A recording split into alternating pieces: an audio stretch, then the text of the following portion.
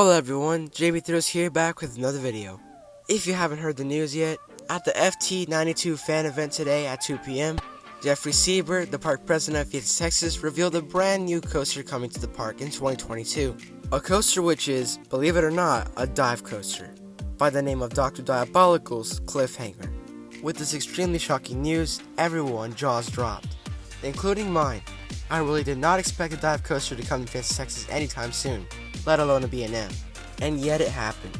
So in today's video, I'll be analyzing this brand new coaster coming to the park, predicting its theming aspects, and give more info about this new attraction, as well as the new things coming to Fiesta, Texas in 2022, and give a little bit of Six Flags overall in 2022. Before I start the video, I would like to say, if you like my videos and content, be sure to hit the like, subscribe, and tap the notification bell to know when new videos come out of my channel. I have lots of new videos planned, including some 2022 predictions, because Six Flags 2022 is going to be something very unique. But anyways, let's get into today's video.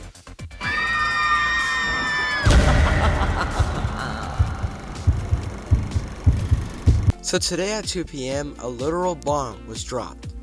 I was just joining the live stream, waiting to see the brand new coaster, and Jeffrey continued to troll us, until finally the moment came, and I was genuinely surprised that it was a dive coaster. The teasers did not point to this, and they certainly did not point to a name like Dr.Diabolical's Cliffhanger. And sadly, my predictions were wrong. But hey, it happens sometimes. The point is, Fiesta, Texas is getting a brand new dive coaster, and this coaster will be the first ever dive coaster in Texas, as well as the tallest, and the world's steepest. Yup, it's something insane, and I cannot wait for its opening. But until then, we can analyze the coaster now. And after rewatching the entire film, I can now tell you everything about this brand new coaster. So let's start off with the stats. Dr.Diabolical's Cliffhanger will be at a height of 150 feet, have a max speed of 60 miles per hour, and have a track length of 2,500 feet. This coaster will also be complete with two inversions, an Immelman and a 0G roll. From far away, this coaster actually isn't that impressive, which is why it's understandable that some people got disappointed during the announcement. This coaster was very hyped, and for it to be a B&M dive, and not an impressive one, no wonder people got disappointed. But actually, this coaster has some pros too. It looks like a lot of fun, and of course, it's Texas's first B&M dive coaster. We don't have anything like this, and it's perfect to have in Texas now, as well as Fiesta, Texas. And while it is a little bit disappointing that it's not the same size as some other B&M dives out there, again, it's still great to get this type of coaster, even though Six Flags over Texas needed it more. Just saying. Plus, it's the world's steepest dive coaster, even if it's by a few inches. So overall, I think this is a great addition, and Jeffrey did a great job picking what coaster should come to Fiesta, Texas next. Even if some other coaster enthusiasts say that this is bad and this is small, then they obviously aren't from Texas. Because here, in Texas, I'm grateful to have this. But anyways, enough complaining about the attraction. Now let's analyze the layout. So right after you go through the immersive theming queue, which I'll get into later, and board the trains, which are actually unique and are 7-seater per row, which according to Jeffrey makes the coaster faster, you'll start going up the lift of 150 feet. And once you reach the top, you'll turn around seeing the entire park, which is actually pretty cool, even though I kinda wish it was more on the top of the quarry. Because man, that would have been iconic. After that turnaround, you'll stop and stare straight down 150 feet. From this angle, you'll just see the entire water park and Rhododendron Express. You'll then drop into the Immelman, which depending on how fast it's going, you could have some hang time. Then you drop again even faster, turning into 0G roll, before turning right into, a brake run. And it's a very sudden brake run. Some may say you fly into it, but you really stop. And it doesn't help that it's in a really bad position. All you just did was an Immelman and a 0G roll, that's all. There's no need for a brake run, especially one that completely stops. It almost looks as bad as Titan's brake run.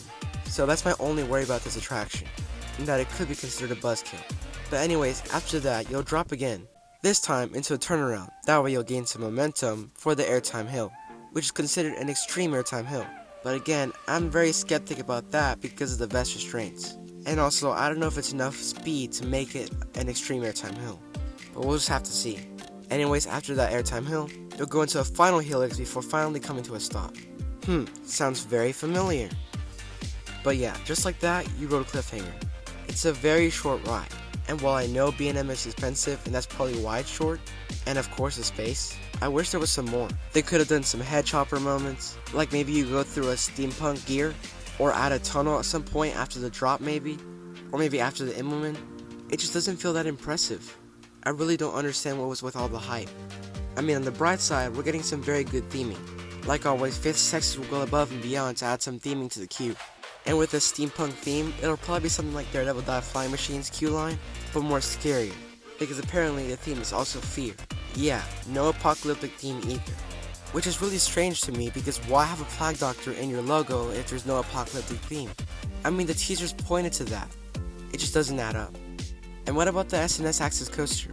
Well, it looks like Fiesta Texas isn't gonna get it. But on the bright side, that leaves an opening for Over Texas to get it instead. So I'm really hoping Six Flags Over Texas gets it instead, because 1, it's my home park, and 2, they really need it. Anyways, another thing I wanted to add was that Cliffhanger will be a maximum throw, which means its height limit will be 54 inches. Also, when this coaster opens, it really will be a signature attraction like Jeffrey said, because you'll probably see it from the parking lot, and it'll completely change the landscape of Fiesta Texas. Also, one bonus thing I wanted to predict, this coaster will probably have some speakers on the lift hill, and it'll be playing some type of steampunk soundtrack when you're going up. Fiesta Texas is known to do this, so it's not surprising. And the main question, do I think Cliffhanger will be one of the best rides in the park? Honestly, yes. Maybe it'll be one of the top 3 coasters there. It's definitely a unique experience, especially for us Texans, and lots of people will love its attraction.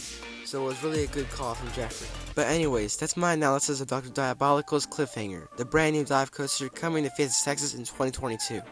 The announcement really was as big as we thought, maybe even bigger because again, I was very shocked about this announcement. But still, I'm very excited for this edition. 2022 is already looking like an amazing year. And don't forget, if you want to be first to ride this brand new attraction, make sure to book tickets for Roller Coaster Rodeo in 2022, because on that day this coaster will open early, and anyone there will get to ride it first. But anyways, what do you think of this edition? Is it truly disappointing, or is it amazing? Comment down below.